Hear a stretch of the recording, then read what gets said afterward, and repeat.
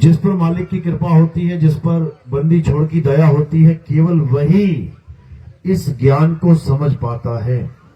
नहीं तो सारी उम्र भी सत्संग सुनता रहे तब भी समझ में नहीं आता।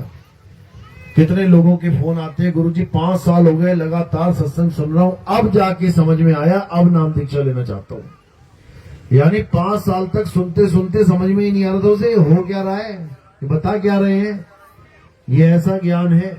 लेकिन कई ऐसे भी होते हैं जो एक ही सत्संग सुन के कहते हैं जो चाहिए था मिल गया। उनको विवेकी हंस कहते हैं, वो परमात्मा के विवेकी हंस है। तो आज का जो सत्संग है वो सब हंसों को विवेकी बनाने के लिए है। ऐसा नहीं है कि जो बाद में समझ रहा है वो मालिक का जीव नहीं है, वो भी मालिक का ही जीव है। और जो एक सत्संग में ही समझ जा रहा है वो भी मालिक का जीव है।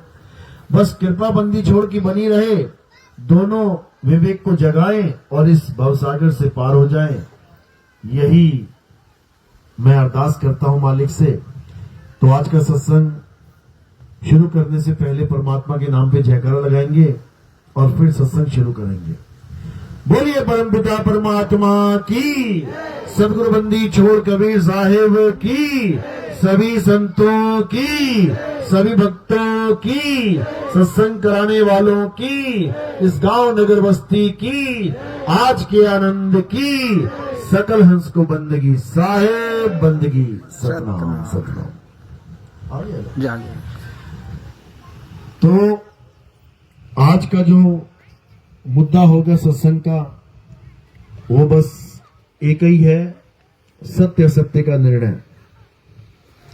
क्योंकि युगों युगों से हम भक्ति तो करते आ रहे हैं, ऐसा कोई युग नहीं गया, ऐसा कोई जन्म नहीं गया जिसमें हमने भक्ति ना की हो, जिसमें हमने परमात्मा के नाम ना जपे हो, जिसमें हमने यज्ञ हवन पूजा पाठ नित नेम गंगा स्नान जमुना स्नान पता नहीं क्या क्या नहीं किया, सब कुछ कर डाला। उसका फल क्या मिला? आज भी यहीं बैठे हुए हैं। अगर उसका फल मोक्षदायक मुक्तिदायक होता तो वो सब करके हम कब के निकल गए होते। लेकिन सारा कुछ कर लिया, सब कुछ कर डाला, फिर भी आज यहीं के यहीं बैठे हुए हैं। इसका मतलब कि जो कुछ भी किया उससे बात नहीं बनी। सतयुग में खूब नाम जपा, खूब हवन यज्ञ किए, खूब पूजा पाठ किया। त्रेता में आ गए, त्रेता में खूब हवन यज्ञ किए, खूब पूजा पाठ किया, खूब नाम जपा। द्वापर में आ गए, द्वापर में खूब नाम जपा, खूब हवन किए, खूब पूजा पाठ किया। अब कलयुग में आ गए। अगर अब कलयुग में भी खूब नाम जपेंगे, खूब पूजा पाठ करेंगे, खूब हवन यज्ञ करेंगे तो फिर वापस आ जाएंगे। तो इसलिए अब क्या करना है? अब वो करना है जो कभी नहीं किया। और क्या छोड़ना है? अब वो छोड़ना है जो हमेशा से करते आए हैं। बस 2 चीजें याद रखो। क्या छोड़ना है? ये नाम जाप छोड़ना है, ये राम राम जपना, ये राधे राधे जपना, ये अल्लाहू अल्लाहू जपना, ये वाहिगुरु वाहिगुरु जपना, ये कबीर कबीर जपना, ये सतनाम सतनाम जपना, ये अजर नाम अमर नाम, ये नाम वो नाम, सब नाम छोड़ने हैं। ये छोड़ने हैं। जिनको छोड़ना था उन्हें पकड़ा दिया गया और जिसको जनवाना था वो छुपा लिया गया। क्या बताना था? किस चीज का ज्ञान देना था? आत्मा का ज्ञान देना था। आत्मा के ज्ञान से मुक्ति होनी थी, वो दिया नहीं। और ये 52 अक्षरी मंत्र पकड़ा के बैठा दिया, ये स्वर व्यंजन का मेल पकड़ा के बैठा दिया। अब इसी में जीव उलझा पड़ा है। सारी सारी उम्रें बीत जाती हैं, बूढ़े हो गए, मुंह में दांत नहीं बचा, पेट में हाथ नहीं बचा, फिर भी लगे हुए राम राम राम।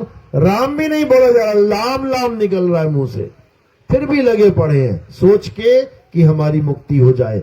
ऐसे मुक्ति नहीं होगी मेरे भाई, ऐसे मुक्ति नहीं होगी। मुक्ति कैसे होगी?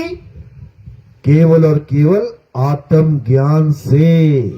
क्योंकि परमात्मा केवल आत्मज्ञान के द्वारा प्राप्त हो सकता है, और इस संसार में कोई ज्ञान नहीं जो हमें मुक्त कर सके। तो साहिब समझा रहे हैं, मोह को कहां ढूंढे रे बंदे, मैं तो तेरे पास में, ना मैं जप में, ना मैं तप में, ना एकांत निवास में। कहते हैं कि मुझे कहां ढूंढ रहा है, मैं तेरे पास में हूं, आत्मा बिल्कुल तेरे पास में है, लेकिन तुझे आत्मा का ज्ञान नहीं है, इसलिए उसका एहसास नहीं है। बिल्कुल पास में है। जल में मीन प्यासी, मोह देखत आवे हासी, आत्म ज्ञान बिना नर भटके, कभी काबा कभी काशी। अगर आत्म ज्ञान है तो किसी को भटकने की जरूरत नहीं है, और अगर आत्म ज्ञान नहीं है तो मेरे भाई, चाहे हिंदू हो, चाहे मुसलमान, चाहे सिख हो, चाहे ईसाई, सबको भटकना पड़ेगा, कोई बचने वाला नहीं है। लेकिन अगर उसको अपने जीवन में सतगुरु मिल जाए तो उसकी भटकना सदा सदा के लिए खत्म हो जाती है। क्यों? क्योंकि सतगुरु उसको वो ज्ञान दे देता है जिससे उसका कल्याण होता है। कौन सा ज्ञान? मूल ज्ञान। और ये मूल ज्ञान देने वाला कौन है? वो बंदी छोड़ है। केवल बंदी छोड़ सतगुरु कबीर साहब इस पूरे संसार के संतों को, ये नहीं कि केवल यूपी में आए थे, वो अरब देश के संतों को, वो अंग्रेजों को, वो जापानियों को, वो ताइवानियों को, वो रशिया को, सारे संसार में जितने भी संत हैं, अगर किसी को भी मूल ज्ञान प्राप्त हुआ है तो वो केवल और केवल कबीर साहब के द्वारा प्राप्त हुआ है। कबीर साहब को गलती से ये मत समझने लग जाना कि ये भारत में पैदा हुए थे, भारत में मर गए। ये भारत के एक संत हैं, ये भारत के एक कवि हैं, ये भारत के एक समाज सुधारक हैं। वो किसी भारत के नहीं है। वो कहां के हैं? अविगत स्थान के हैं। संतो अविगत से चला आया। भारत में तो आए हैं वो चल के। कहां से आए हैं? अविगत से, जहां कोई पहुंच ही नहीं सकता। संतो अविगत से चला आया, कोई मेरा भेद मरम ना पाया, ना हम लीना गर्भ बसेरा, बालक होए दिखलाया, संतो अविगत से चला आया। बालक होके दिखाया कहां पे? काशी में, लहर तारा तालाब पे, कमल के फूल के ऊपर बालक के रूप में बैठे हुए। नीरू नीमा दो मुस्लिम जुलाहे वहां से गुजर रहे थे। बच्चे के रोने की आवाज आई, तालाब पे गए तो देखा बच्चा है, उठा के घर ले गए। तो इस कारण वो उसके माता पिता कहलाए, ना कि कबीर साहब के असली माता पिता थे।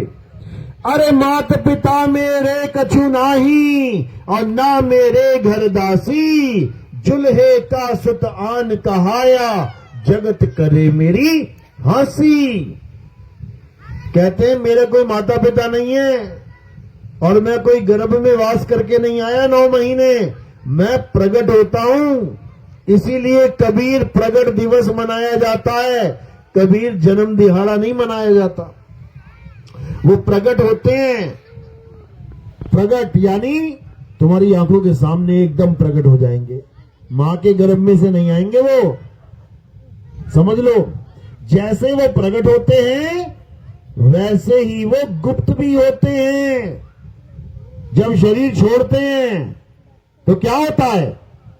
उनके हिंदू और मुस्लिम चेले आपस में झगड़ा करने लग जाते हैं। कौन कौन थे? राजा बघेल हिंदू चेला, और बिजली खान पठान मुस्लिम चेला। दोनों झगड़ा कर रहे हैं कि कबीर साहब शरीर छोड़ने के लिए बैठे हैं मगर में, जैसे ही शरीर छोड़ेंगे हम इनको जला देंगे, क्योंकि हिंदुओं के गुरु हैं। और मुसलमान क्या बोला कि जैसे ही शरीर छोड़ेंगे वैसे ही हम इनको दफना देंगे, क्योंकि ये मुसलमानों के गुरु हैं। तो कबीर साहब ने भांप लिया दोनों का इरादा। कबीर साहब तो मगर आए थे केवल इसलिए कि मगर में जो श्राप लगा हुआ था कि जो मगर में मरेगा वो नरकों में जाएगा, जो काशी में मरेगा वो स्वर्गों में जाएगा, इस भ्रम को तोड़ने के लिए कबीर साहब काशी से मगहर चले गए, उल्टी गंगा बहा दी उन्होंने। ये भ्रम तोड़ दिया लोगों का कि काशी में मरोगे तो स्वर्ग मिलेगा, मगहर में मरोगे तो नरक मिलेगा। अंत समय में जब ये लीला खत्म करनी थी, काशी से चले गए मगहर, लोग मगहर से काशी आते थे। तो साहिब ने जब शरीर को, इस लीला को खत्म करने का समय चुन लिया, तो सबको बुला लिया, चेलों को, आ जाओ अंतिम दर्शन कर लो, आखिरी संदेशा ले लो। तो क्या हुआ, जब दोनों झगड़ा करने लगे, हम जलाएंगे हम दफनाएंगे, तो कबीर साहब कहते ठीक है भाई, जला लेना दफना लेना, मैं अंदर जा रहा हूं शरीर छोड़ने, शरीर मिलेगा तो जला देना, दफन जो तुम्हें लगे कर लेना, ठीक है। तो कबीर साहब अंदर गए, चादर लेके ओढ़ के लेट गए।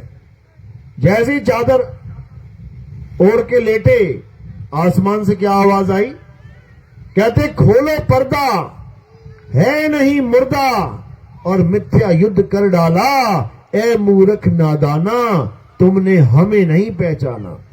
जब ये आवाज आई तो दोनों चेले, दोनों राजा भागे अंदर की तरफ, चादर उठाई तो वहां पे फूल ही फूल थे।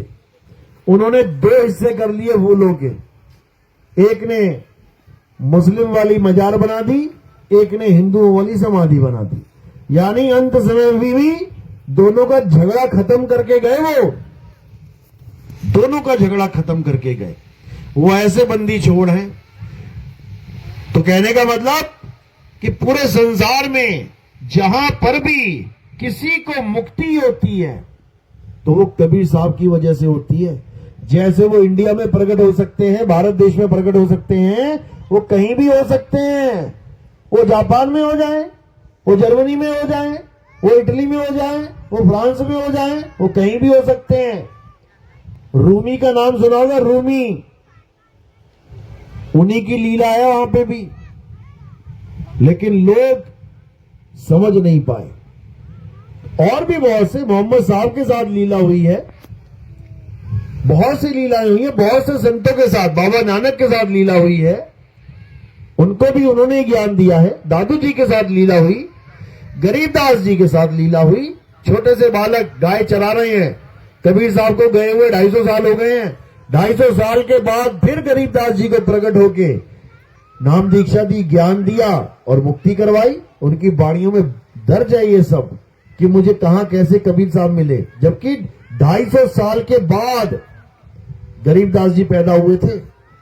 तो कबीर साहब वो है जिनका कोई आदि अंत नहीं है, वो कभी भी कहीं भी प्रकट होके हमें मूल ज्ञान देते हैं। तो अभी कहां प्रकट हुए, 13वां पंथ चलाने के लिए मदन साहिब के पास। सतगुरु मदन साहिब को कबीर साहब ने प्रकट दर्शन दिए और उनको समझाया कि यही वो पंथ है मदन, जो अब चलेगा, जो पूरे संसार में सत्य का डंका बजाएगा, मूल ज्ञान का झंडा गाड़ेगा। तो मदन साहिब कहते हैं कि मैं अकेला कैसे करूंगा इतना काम। तो उन्होंने कहा तुम नहीं करोगे, तुम करो अपना काम जो करना है। तुम्हारे ही पंथ में एक ऐसा संत आएगा, एक ऐसा समय आएगा जहां पर पूरे विश्व को एक करने की बात चलेगी और मैं वहां पर उसके सिर पे बैठूंगा आके। ये वाणी अभिनंदन ग्रंथ में जहां पर मदन साहिब और कबीर साहब की वार्तालाप है, उसमें बिल्कुल स्पष्ट बता रखा है, केवल विवेकी हंसों के लिए, ये आम जनता के लिए नहीं है। यानी जिसको सत्य से कुछ लेना देना नहीं है उसके लिए नहीं है, ये उन खोजी पुरुषों के लिए है जो सच में सत्य को जानना चाहते हैं, जो परमात्मा को पाना चाहते हैं। तो क्या कहते हैं, चौथी गद्दी होई उतारा, डंका बाजी सब संसारा, हम उनके सिर बैठ आई और वासे पार कोई नहीं पाई। यानी वो ज्ञान जो ऐसा खुलेगा, उसके बाद उस ज्ञान को कोई काटेगा तो क्या, बल्कि उसकी नकल मार मार के सारे वही ज्ञान बोलने लग जाएंगे। देखो आ गया समय। आज पत्थर पूजने वाला भी आत्मा आत्मा करता नहीं थक रहा है। आज सरगुण निर्गुण का पुजारी आत्मा आत्मा करता नहीं थक रहा है। आज नदियों में नहाने वाला, उसको मुक्ति मानने वाला आत्मा आत्मा करता नहीं थक रहा है। ये हाल हो गया है। भूतों को पूजने वाला, चुड़ैलों की पूजा करने वाला, तिलिस्मी जाल बुनने वाला भी आज देखोगे तो आत्मा का ज्ञान पेश कर रहा है कि आत्मा अजन्मा है, नित्य है, शाश्वत है। अरे तूने क्या लेना उस आत्मा से जब तू भूत प्रेत पूज रहा है? तो जब तू पत्थर पूज रहा है, तुझे आत्मा से क्या लेना भाई? जब तुझे नाम जाप से फुर्सत नहीं है, राधे राधे जप रहा है, राम राम जप रहा है, वाहिगुरु जप रहा है, तूने आत्मा से क्या लेना है? आत्मा का किसी से कोई लेना देना है ही नहीं, ना पत्थर ज्ञान से, ना मंत्र ज्ञान से, ना घर बार छोड़ के सन्यास से। वो तो कहीं पर भी जहां तुम बैठे हो वहीं प्रकट है, बस तुम्हें दिख नहीं रही इसलिए गुप्त है। अब कैसे दिखेगी, कैसे जान पाओगे? गुरु की सैन से, इशारे से। कहते हैं प्रगट पर दिखत नाही, सतगुरु सैन सहारा हो, आवे ना जावे जन्मे नहीं मरे, सो निज पीव हमारा हो। कहते प्रगट है वो, बिजली प्रगट है तभी तो पंखा चल रहा है, लेकिन दिख नहीं रही है प्रगट पर दिखत नाही, सतगुरु सैन सहारा हो। यानी गुरु उस अदृश्य चीज पर कैसे ध्यान टिकाना है, कैसे उसको ध्याना है, वो इशारे के द्वारा समझा देता है।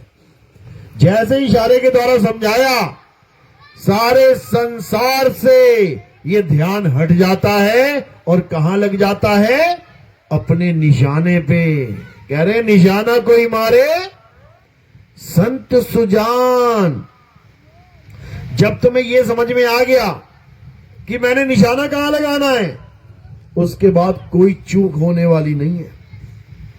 कोई कहे उसके बाद तुम 84 में चले जाओगे, ये हो नहीं सकता, क्योंकि अब तुम्हें समझ में आ गया कि हमने सूरत का निशाना कहां लगाना है। अगर सूरत का निशाना सही जगह लग रहा है तो कोई माई का लाल नहीं है जो इस सूरत को वापस 84 में भेज दे या मां के गर्भ में भेज दे। तो क्या कह रहे हैं? सूरत समाए शब्द में, वाह को काल न खाए। सूरत का निशाना सीधे शब्द की तरफ है, वो शब्द जो हमें इन आंखों से नहीं दिख सकता, वरना सबको दिख रहा होता। उस शब्द में सूरत को लगाना है और अपने आत्मा का कल्याण करना है, इस जीव का कल्याण करना है।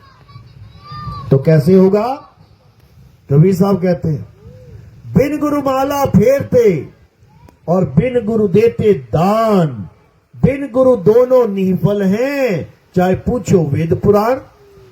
बिना गुरु के कोई भी ज्ञान तुम्हारा कल्याण नहीं कर सकता। बिना गुरु के चाहे तुम कितने ही ज्ञानी बन जाओ, कितने दोहे रट लो, कितनी बाणियां रट लो, सारी सारी रात तंबूरा बजाते रहो। ये तंबूरा ही बजा रहे हैं सारे, ये कबीर साहब की बाणियां गा गा के रात काली कर रहे हैं। जो गा रहे हैं उसका भेद नहीं पता और पूरी पूरी रात गा रहे हैं। बताओ। और कबीर साहब समझा रहे हैं, मेरी गाई गाएगा तो 3 लोक में धक्के खाएगा, और मेरी गाय बूझेगा तो सत्य स्वरूप को सूझेगा। तब समझ में आएगा कि मेरी वाणी कह क्या रही है। ऐसे समझ में नहीं आएगा कि बस गा गा के सोच रहे हो कि हाँ अब कल्याण हो गया। गाना गा गा के गवैया बन जाओगे, गुरु नहीं बन सकते। और आज सारे गवैये ही गुरु बने बैठे हैं। दिक्कत तो ये है, तो कबीर साहब यही समझा रहे हैं कि मेरी गाय गाएगा, 3 लोक में धक्के खाएगा। अगर मेरे गाए हुए भजन सुर में ताल में हेक लगा लगा के गा रहा है और केवल गा ही रहा है, समझ नहीं रहा उसको कि वो क्या कह रही है, तो समझ लो 84 में जाने की तैयारी है उस गुरु की। कोई बचाने वाला नहीं है। उसी को झूठा गुरुआ बोला गया है। झूठा गुरु अजगर बना, लख 84 जाए और सारी संगत चींटी बनी, तोड़ तोड़ के खाए। अभी तो अच्छा लग रहा है, गुरुजी बन के बैठ गए। कबीर साहब के फ्री के भजन लाख लाख रुपया ले रहे हैं गाने के, रात रात का फ्री के भजन, ना लिखने पड़े ना सोचने पड़े, बने बनाए पकी पकाई रोटी सामने आ गई, बस तंबूरा बजाया और सुर लगाया, 1 लाख रुपए कमाया फ्री के भजनों से। अरे खुद लिखा होता, खुद कलम घिसाई होती, बुद्धि लगाई होती, तब कमाई की होती, समझ में आता। गा कोई गया, लिख कोई गया, लिखवा कोई गया, गा के ये होशियार बने हुए सारे। ये सब अज्ञान है भाई। ये अंत समय में समझ में आएगा, अभी नहीं समझ में आएगा। ये माया इतनी शातिर है, ये सारी उम्र यही करवाती रहेगी और पता भी नहीं लगने देगी कि तुम्हारी हालत खराब होने वाली है। ये तो जब लास्ट आएगा, जब अपने पुराने समय को याद करेगा, क्या करता रहा मैं सारी उम्र, तब सिर पे हाथ रख के रोएगा। तब होने वाला नहीं है कुछ। अभी जागना है, अभी। मैं कहता हूं जागत रहियो और तू जाता है सोई रे, तेरा मेरा मनवा कैसे खोई रे। मैं जगा रहा हूं कि ये भजन वजन मत गा, ये आरतियां मत गा। सुबह से लेकर शाम तक आरतियां गा रहा है। आरतियों में भजन में जो रहस्य छुपे हुए हैं उसको जान। अहंकार अभिमान बिडारा, घटका चौका किया उजियारा। वाणी में घटका चौका बोला गया और ये अपना आरती चौका लगा के बैठ गए। वाणी को समझ नहीं रहे हैं ये लोग, केवल वाणी को पढ़ के बुद्धि लगा रहे हैं कि क्या हो सकता है। अरे वो भेद की वाणी है भाई, वो केवल वेदी गुरु समझ सकता है। तुम दिल्ली गए हो, दिल्ली देखा है, दिल्ली के बारे में अगर कोई कुछ लिखता है तो वो उसके बारे में पढ़कर भी नहीं जान सकता जो कभी दिल्ली गया ही नहीं। वो क्या जाने, जो गया है वो एक एक बात समझ रहा। अच्छा ये लाल किले की बात लिखी है, अच्छा वो इंडिया गेट की बात लिखी है, हर चीज समझ सकता है। तो कबीर साहब की जो वाणियां हैं ये भेद वाणियां हैं, रहस्यमयी ज्ञान है ये। इसी के लिए कबीर साहब ने बोला है कि जब तक तुम्हारे जीवन में वेदी गुरु नहीं आ गया तब तक ये भेद तुम्हें समझ में आने वाले नहीं है, वो वस्तु का ज्ञान होने वाला नहीं है, क्योंकि तुम नाम जाप में उलझ गए हो, वस्तु खोजने में नहीं। अगर वस्तु में खोजने में लगे होते तो पक्का मिलती। भले पूरा जन्म खोज लेते फिर भी मालिक दया करता, जरूर तुम्हें सैन देता और तुम्हारी खोज पूरी करता। अकेले तो नहीं खोज सकते, लेकिन सैन के द्वारा तुम उसे खोज सकते हो। तो कह रहे हैं वस्तु कहीं और खोजे कहीं, कैसे लागे हाथ और गुप्त वस्तु तब मिले, भेदी लीजे साथ। भेदी लीना साथ में, अरे दीनी वस्तु लखाए, कोटि जन्म का पंथ था पल में पहुंचा जाए। करोड़ों जन्म बीत गए हमारे इस वस्तु को ढूंढते ढूंढते, ये वस्तु ना हाथ लगी किसी के। क्यों? क्योंकि हम वस्तु के नाम में उलझ गए, हम नाम के चक्कर में अटक गए। और जब तक नाम के चक्कर में अटकेंगे तब तक हमें वस्तु मिलने वाली नहीं है। तो क्या कह रहे हैं साहेब, सोई गुरु पूरा कहावे, जो 2 अक्षर का भेद बतावे, एक छुड़ावे एक लखावे, तब प्राणी निज घर को जावे। कहते हैं सच्चा गुरु वो है जो 2 प्रकार के अक्षरों का भेद बता दे।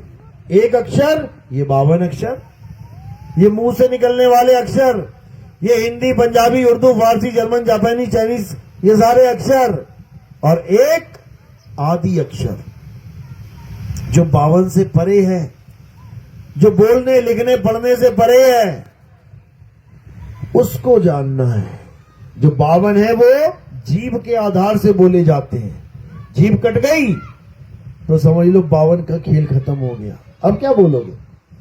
तो कह रहे 52 अक्षर जीव आधारा, आदि अक्षर जीव्या से न्यारा, वाही को सत सिमरण कहिए, और सिमर सिमर नर उतरो पारा। यानी इस भवसागर से पार उतरने के लिए तुम्हारे पास केवल एक रास्ता है, और वो क्या है? सत्य का सिमरण, यानी आत्मा का सिमरण। कैसे करेंगे? आत्मज्ञानी गुरु मिलेगा जब। इसी को गीता में समझाया। हे अर्जुन, इस दुनिया में 2 प्रकार के तत्व हैं, एक असत्य और एक सत्य। असत्य क्या है? जो इन आंखों से दिखाई दे, जो तुम्हारी दृष्टि में आ गया, वो असत्य है। जो पल पल बदले, असत्य है। जो सदा एक सा ना रहे, असत्य है। जो ना जन्मे ना मरे, वो सत्य है। उसको जानो। जो जन्मे और मर जाए, असत्य है, उसको छोड़ो। यही समझा रहे हैं कबीर साहब। इसी की बात कर रहे हैं कि जब लगना चीनोगे आत्म, तब लगना मिली है परमात्म। तुम सत्य को पाना चाहते हो, पहले आत्मा रूपी सत्य को जानो। जब उसमें खोजोगे तो क्या मिलेगा? तेरा साईं तुझ में है। तेरा साईं मिलेगा तुझे जब उस आत्मा को खोजोगे। लेकिन आत्मा को तो कोई खोज नहीं रहा, और 52 अक्षरों के नाम जप के कह रहे हैं कि मुक्ति हो जाएगी। मुक्ति नहीं हो जाएगी, गर्भ जोन मिल जाएगी। तो साहिब समझा रहे हैं, अरे बचना चाहो काल जाल से, तो चीनो शब्द हमारा। अब कहे कबीर, अमर कर राखूं जो निज होए हमारा। यानी अगर तुम 100% मेरे हो गए, यानी तुम केवल मेरे बताए रास्ते पर चले, मेरे लखाए हुए शब्द पर ध्यान टिका गए, तो समझ लो कि तुम्हें कोई माई का लालच दोबारा गर्भ जून में लाने वाला नहीं है। तुम्हारी सदा सदा के लिए मुक्ति हो जाएगी।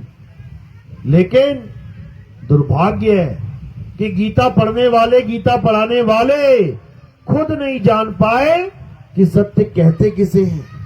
वो गीता पढ़ने के बाद हरे राम हरे कृष्णा दे के चले जाते हैं। दुख होता है कि जीव कितनी मुश्किल से इंसान जन्म को प्राप्त करके बैठा है, और ये गुरुआ लोग चंद पैसों के कारण हमारा जन्म बर्बाद कर देते हैं। चंद पैसों के कारण क्यों? क्योंकि ये गुरुवाई पैसों के लिए करते हैं। अरे घर घर मंत्र देत फिरत हैं, माया के अभिमाना गुरुआ सहित शिष्य सब बूढ़े, अंतकाल पछताना साधो देखो ये जग बौराना। कहते पागल होगी दुनिया, ये गुरु लोग पागल हो गए हैं। ये पानी पीने की जगह पानी का जाप दे रहे हैं। ये पक्का चेले को मरवाएंगे, 101% मरवाएंगे। जब उसको पानी ही नहीं दिया और केवल पानी जपने की बात कर दी, वो प्यासा ही मर जाएगा। चेले का खात्मा करने के लिए गुरु बैठे हैं। तो अब क्या करना है? अब इन जपी तपी सन्यासियों से किनारा कर लेना है। बहुत नाम जप लिया, अब और जरूरत नहीं है। तो क्या करना है? अब नामों को त्याग के अपनी आत्मा को जानना है। 52 अक्षरों को त्याग के आदि अक्षर को जानना है। 52 अक्षर जीव आधारा आदि अक्षर जीव व्यासे न्यारा। उस न्यारे को जानने के लिए, उस 52 से परे की वस्तु को जानने के लिए भक्ति करनी पड़ेगी। भक्ति कैसे करेंगे? गुरु के पास जाएंगे। वो मंदिर मस्जिद वाली भक्ति नहीं, वो लेट लेट के सड़क पे चलने वाली भक्ति नहीं, वो पेड़ों पे उल्टे लटक के वो वाली भक्ति नहीं, वो नदियों में खड़े होके ओम नमः शिवाय ओम नमः शिवाय वो वाली भक्ति नहीं। कौन सी भक्ति? अपने आत्म स्वरूप को जानने की भक्ति। उससे कल्याण होगा। जब तक वो नहीं, तब तक कुछ नहीं, कुछ भी नहीं है आपके पास। समझ लो। तो साहिब क्या समझा रहे हैं? कबीर वो धन संचिए जो आगे को होए, और सिर पे उठा के गाठड़ी जात ना देखा कोई। कहते हैं माया की दौड़ में मत पड़। ठीक है, जितना परिवार को चाहिए खा कमा, लेकिन अपना पूरा समय केवल माया की दौड़ में मत लगा देना। अपना पूरा समय केवल दुनियावी चीजें इकट्ठी करने में मत लगा देना, क्योंकि कान से पकड़ के निकाल दिया जाएगा उस घर में से। 2 सेकंड का खेल है। एक अटैक आया नहीं और तुम्हारा चैप्टर क्लोज हुआ नहीं, उसके बाद कोई पूछेगा नहीं बात। तुम्हारा नाम ना लेगा हो साल साल 2-2 साल तक घर में, ऐसा हाल हो जाएगा। तो इसीलिए अब क्या करना है? अब केवल और केवल आत्म देव की पूजा करनी है। कौन से देव की? देवों के देव महादेव। कौन? आत्म देव। आत्म देव की पूजा करनी है। गुरु ग्रंथ साहब में स्पष्ट वाणी है, आत्म देव पूजिए गुरु के सहज सुभाए। यानी अगर इस दुनिया में कोई पूजनीय है जिसको कोई मार नहीं सकता, काट नहीं सकता, जला नहीं सकता, दबा नहीं सकता, कुछ नहीं कर सकता, वो कौन है? आत्मा। आत्मा है वो। तो उसी आत्मा को जानने के लिए आप गुरु धारण करते हैं। अब कैसा गुरु करना है वो भी बताया हुआ है। क्या बोला उसमें? हे अर्जुन, अगर तुम सत्य को प्राप्त करना चाहते हो, अगर तुम अपनी आत्मा का ज्ञान प्राप्त करना चाहते हो, तो क्या करो? तुम ऐसे तत्वदर्शी संत की शरण में जाओ। अध्याय 4 36वां श्लोक 34वां श्लोक क्या कह रहे हैं? हे अर्जुन, अगर तुम सत्य को प्राप्त करना चाहते हो तो ऐसे गुरु की शरण में जाओ जिसने सत्य को प्राप्त कर लिया है, यानी जिसने अपनी आत्मा को जान लिया है। क्यों? क्योंकि आत्मा ही सत्य है। आत्मा ही सत्य है। जिसने अपनी आत्मा को जान लिया है, केवल वही तुम्हें तुम्हारी आत्मा का ज्ञान दे सकता है, अन्यथा और कोई नहीं दे सकता। उसी गुरु को आत्म ज्ञानी गुरु कहते हैं। और बाकी क्या है? जपी तपी सन्यासी। नाम जपने वाला जपी, शरीर को तपाने वाला तपी, और घर बार छोड़ के निकल जाने वाला सन्यासी। ये काम नहीं बताया कबीर साहब ने। ये बिल्कुल मत करना। तो करना क्या है? अपनी आत्मा को जानना है।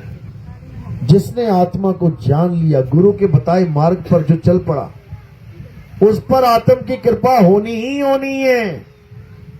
बस कभी जल्दी हो जाती है, कभी बहुत समय लग जाता है। उसका भी कारण है, क्योंकि हमारा एक ध्यान देखो कितनी जगह अटका हुआ है। मकान में, दुकान में, बीवी में, बच्चों में, माँ में, बाप में, खेत में, खलिहान में, दुकान में, कितना कुछ फंसाने के लिए बना रखा है काल भगवान ने। और जब अंत समय आता है, एक ही झटके में ये सुरता को वहां से खींच लेता है। अब सुरता बैग लगाती है। क्यों? जबरदस्ती खींचोगे किसी से तो बैग लगाएगी। अपने मन से दे दे तो बात अलग है। तो वहां पर सुरता क्या होती है? सुरती संसार में फंसी होती है। तो जब शरीर छूटता है, दोबारा धारण करती है शरीर को। और सतगुरु क्या करता है? उसी सूरत को सारी उम्र अभ्यास में लगा देता है, मृत्यु के अभ्यास में। यानी सूरत अपने शरीर को छोड़ के शब्द में समा जाए, इस कार्य में लगा रहता है वो। तो अब क्या करना है? अब उस आत्मदेव को जानना है जिसकी वजह से हिंदू जय श्री राम बोल पा रहा है, जिसकी वजह से मुसलमान अल्लाहू अकबर बोल पा रहा है, जिसकी वजह से सिख वाहिगुरु वाहिगुरु बोल पा रहा है, जिसकी वजह से ईसाई हालेलुया बोल पा रहा है, जिसकी वजह से यहूदी यहोवा बोल पा रहे हैं। समझ लो किसकी वजह से? 52 अक्षर की वजह से। इसीलिए साहिब ने 52 अक्षरों का जोरदार खंडन किया है अपनी वाणियों में। क्या बोल रहे हैं? अरे 52 अक्षर जीव आधारा, आदि अक्षर जीव व्यासे न्यारा, कर दिया ना न्यारा। और क्या बोल रहे हैं? 52 अक्षर जोरे आन, सक्यन अक्षर एक पहचान। सत का शब्द कबीरा कहे, पंडित होए सो अनपढ़ रहे। पंडित जन को एवं व्यवहार, और ज्ञानवंत को तत्व विचार। जो ज्ञानी पुरुष होगा उसको इससे कोई मतलब नहीं, सामने लड़का बैठा है कि लड़की, उसके लिए सब आत्मा है। एक भी ऐसा जीव नहीं है जो उसकी नजर में आदमी या औरत हो।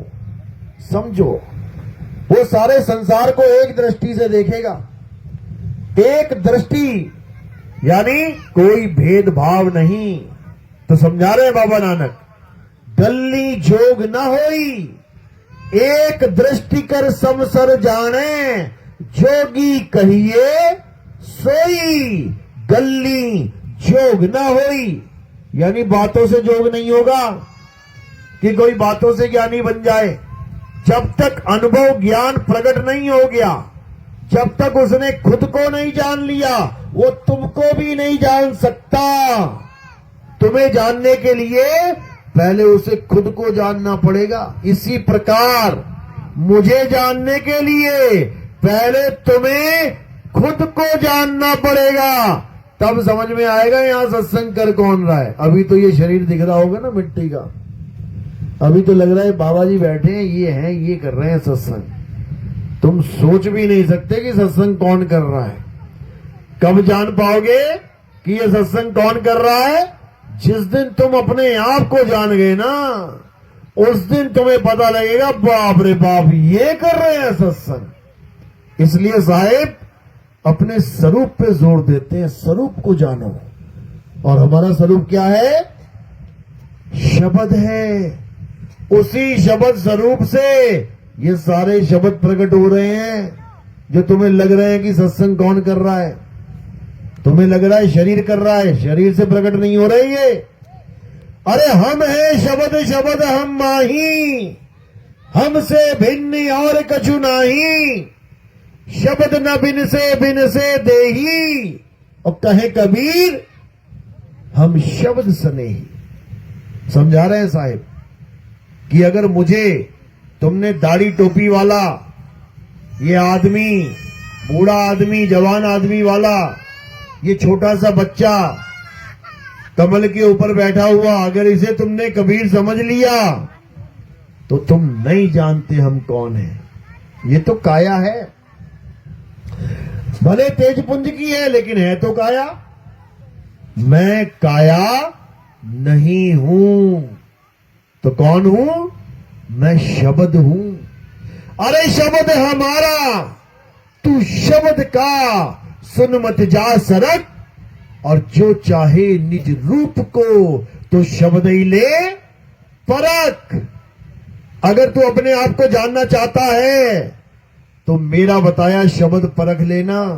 मैं ये 52 अक्षर देने नहीं आता कि 4 नाम 5 नाम 7 नाम देके कोई कहे कि मैं कबीरपंथी हो गया। तो क्या कह रहे हैं कि ये नाम मेरे वाले नाम नहीं है भाई, हमारा शब्द इन नामों से न्यारा है। तो कह रहे हैं 52 अक्षरों वाला खेल नहीं है यहां पे। अरे स्वर व्यंजन का मेल नहीं है, 52 का ये खेल नहीं है, ये 52 से परे का ज्ञान है। जन्मों जन्म बीत जाते हैं लोगों के ये सत्संग समझने में, लेकिन उनकी समझ में नहीं आते। क्यों?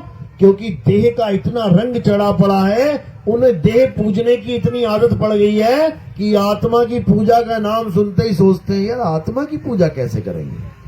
अरे फालतू की बातें, ऐसा कुछ नहीं होता। चलो मंदिर चलते हैं, वो आसान है पूजना, लेकिन आत्मा को जानना ये बच्चों का खेल नहीं है। समझ लो, ये बच्चों का खेल नहीं है।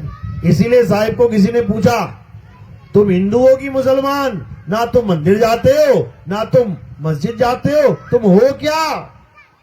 तो साहिब क्या बोले,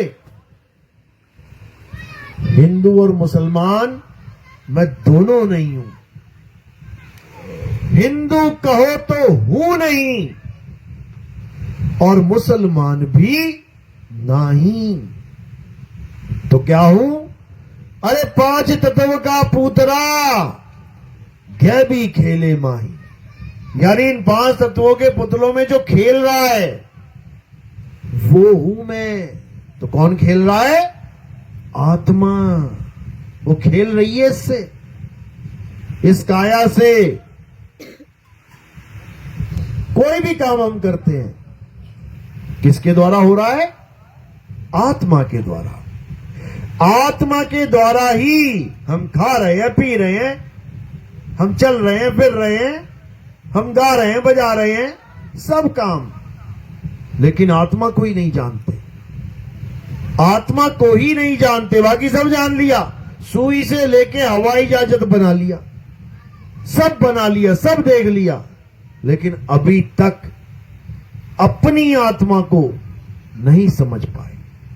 बस इसीलिए अज्ञानता में, नहीं तो बहुत आगे निकल चुके हम। चांद पे जाने की तैयारी है, वहां बस जाएंगी बिल्डिंगें, जाके मकान बस जाएंगे वहां पे। इतनी तरक्की कर ली, लेकिन अपनी आत्मा को नहीं जान पाए। बस यही कमी है। तो कब जान पाएंगे? जब हमारे जीवन में कोई भेदी गुरु आ जाएगा, रहस्य बताने वाला, तत्वदर्शी संत का जिक्र किया है, जो तत्वों का दर्शन करा सके, असत्य तत्व और सत्य तत्व में भेद बता सके, असत्य तत्व को छुड़वा के सत्य तत्व में सूरत को लगवा सके, वही पूर्ण गुरु है। उसी के लिए बोला है कि सोई गुरु पूरा कहावे, 2 अक्षर का भेद बतावे, एक छुड़ावे एक लखावे, तब प्राणी निज घर को जावे। तब जाएगा वो निज घर को, जब एक छोड़ेगा। क्या? अज्ञान छोड़ेगा, और क्या पकड़ेगा? ज्ञान को पकड़ेगा, तब कल्याण होगा। यही साहिब समझा रहे हैं। फिर सतगुरु ऐसा चाहिए जैसा सूप सुहाए, और सार सार तो गही रहे, थोथा दे उड़ाए। ये 52 अक्षरी थोथा ज्ञान है, छोड़ो इसको। ये मंदिर मस्जिद गुरुद्वारे थोथा ज्ञान है। ये पूजा पाठ हवन यज्ञ थोथा ज्ञान है। ये गंगा स्नान यमुना स्नान थोथा ज्ञान है। ये असली ज्ञान क्या है? आत्म ज्ञान। हे अर्जुन, जो अपनी आत्मा में रमण करते हैं, जो अपनी आत्मा में तृप्त हैं, जो अपनी आत्मा में संतुष्ट हैं, उनके लिए कोई धार्मिक कर्म कर्तव्य लागू ही नहीं होता, लगता ही नहीं है उसके ऊपर, लागू ही नहीं होता। पूजा पाठ करना तो बहुत दूर की बात है, लागू ही नहीं होता, वो उससे मुक्त हो जाता है, समझ लो। लेकिन कब? जब उसके जीवन में भेदी गुरु आता है। बात समझ में आ रही है कि ऊपर ऊपर से जा रही है? किस किस के समझ में आ रही है? हाथ खड़ा करो, दोनों हाथ खड़े करो, एक नहीं। बहुत अच्छी बात है। कौन पहली बार आया है सत्संग में? वो हाथ खड़ा करो जरा, पहली बार। ठीक ठीक ठीक, चलो बहुत अच्छी बात है।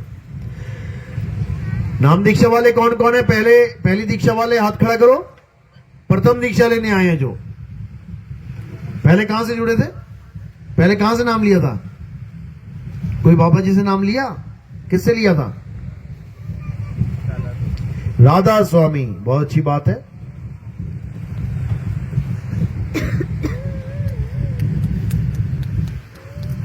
कितने साल रहे राधा स्वामी? कितने साल रहे राधा स्वामी में?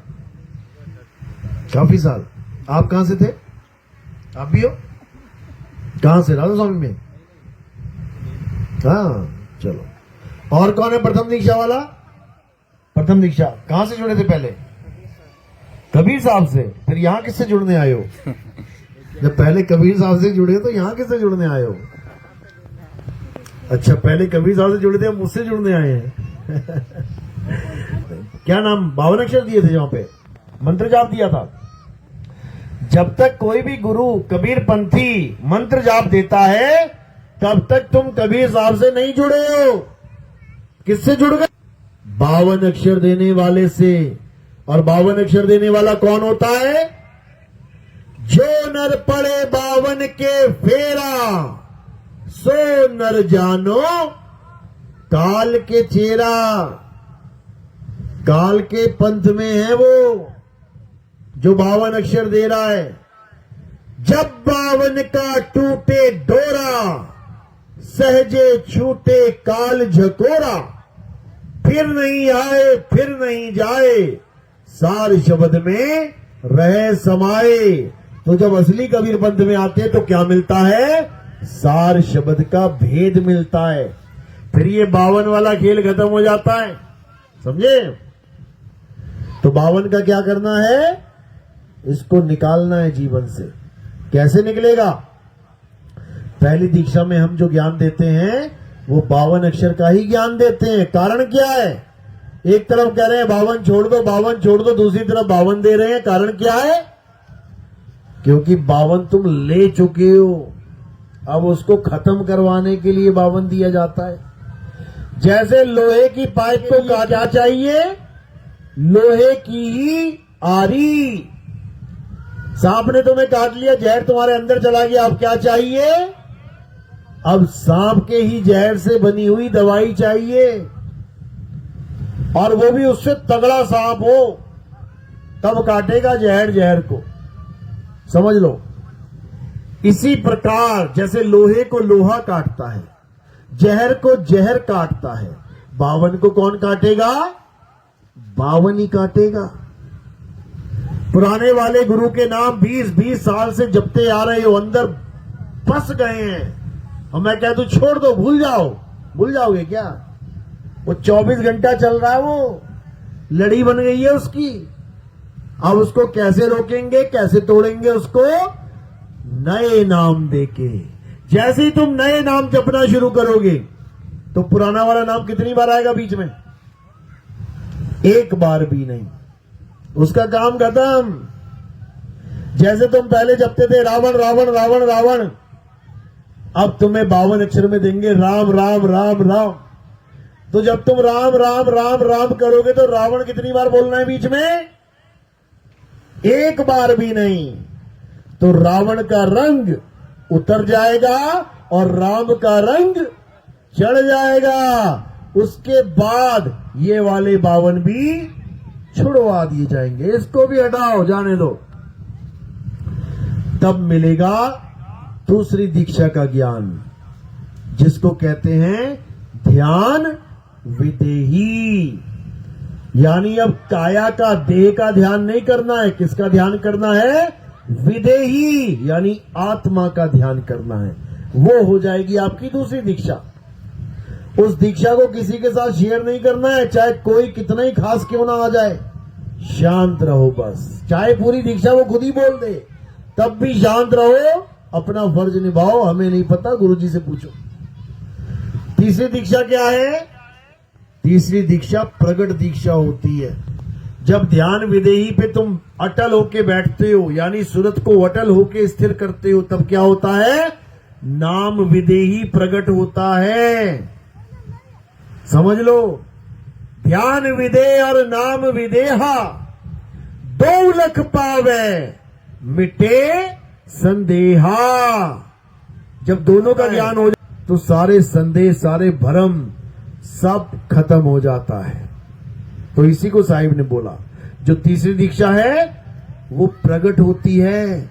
बलिहारी व घट की जिस घट पर घट होई, वो प्रकट होगी तुम्हें। भक्ति करते करते करते वो शब्द गुरु प्रकट हो जाएगा और तुम्हारी पूरी सुरता उसमें समा जाएगी। तुम एक हो जाओगे, दो नहीं रहोगे। ऐसा अनमोल ज्ञान मिल जाएगा, ऐसा अनमोल अनुभव हो जाएगा कि निहाल हो जाओगे। लेकिन ये तब होगा जब गुरु की दया होगी, मालिक की दया होगी। तो क्या करना है?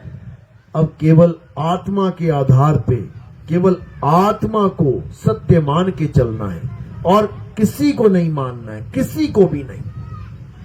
चलो, तो आज का सत्संग यही समाप्त करते हैं। जो प्रथम दीक्षा वाले हैं वो आगे आ जाओ, पहली दीक्षा वाले आगे बैठो आके यहाँ पे। और चरणामृत दिया जाता है हमारे यहाँ। हमारे यहाँ गंगा जमुना सरस्वती का पानी नहीं पिलाया जाता। हमारे यहाँ किसका जल पिलाया जाता है? चरणामृत दिया जाता है। उसके बाद कंठी पहनाई जाती है, तिलक लगाया जाता है। ये हमारे पंथ के नियम है। और पहली दीक्षा में 52 अक्षरी नाम दिए जाते हैं। 6 महीने तक खूब रटो, उसके बाद एक और परीक्षा होती है। उस परीक्षा में पास हो गए तो दूसरी दीक्षा मिल जाती है, नहीं पास हुए 6 महीने बैक लग जाता है। तो अच्छे से इसको करना है। चलो, बोलिए परमपिता परमात्मा की, सदगुरु बंदी छोड़ कबीर साहेब की, सभी संतों की, सभी भक्तों की, आज के आनंद की, सकल अंश को बंदगी सतना। एक काम करते हैं, दीक्षा अंदर ही करते हैं, यहाँ आरती कर लेते हैं अभी पहले। चलो, दीक्षा वाले अंदर मिलेंगे और क्योंकि सामान लाना पड़ेगा गाड़ी में से, तो आरती करके फ्री होके फिर करते हैं। अब आरती मूर्ति की नहीं होती, हमारे यहाँ आरती किसकी होती है? आत्मदेव की आरती होती है। हमारे यहाँ गुरु की आरती होती है, जीवित गुरु की आरती होती है। तो कैसे करनी है? एक एक करके आएंगे, थोड़े से फूल इतने से ये मेरे सिर के ऊपर रख देंगे। सिर के ऊपर क्यों रखे? क्योंकि पैर के अंगूठे से लेके सिर की चोटी तक क्या है? देह है, नाशवान देह। तो तुमने फूल कहां समर्पित करने हैं? देह से परे, काया से परे। तो ये किसको समर्पित हो गए? आत्मदेव को। तो एक एक करके आना है, फूल सिर पे रखना है। और कोई प्रचार में प्रसार में योगदान करना चाहेगा, सेवा देना चाहेगा, वो केवल चरणों में रखना है। फूल सिर पे और सेवा चरणों में, ये हमारे आश्रम का नियम है। तो आप सब खड़े हो जाएंगे, अब आरती लगाएंगे।